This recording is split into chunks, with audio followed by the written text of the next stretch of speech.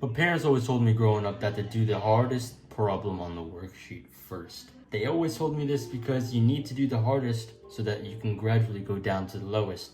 And I never listened. I always thought, but I should start off with the least hardest so then I can go up in difficulty, right? That's how things work. No. You do the hardest problem first.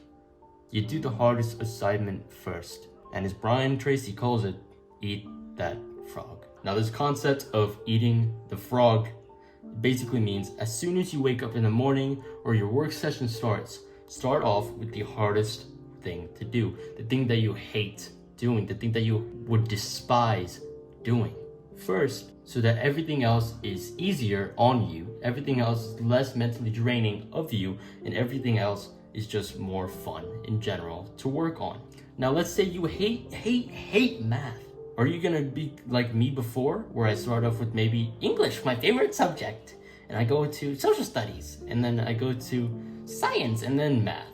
Or are you gonna implement the advice and go from math, which is really what you really hate doing, which is why you need the discipline to eat the frog.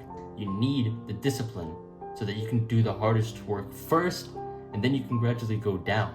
And trust me, when you finish the hardest thing first, and then you go down, it feels amazing on the downwards. It feels amazing to know that you got the hardest thing out of the way.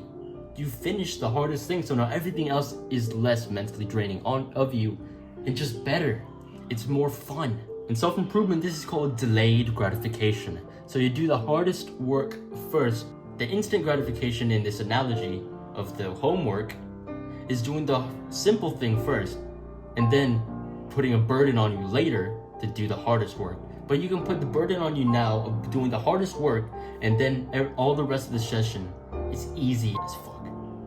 And it's more fun and it's more enjoyable for you. But you need the discipline to do the hard work now instead of later.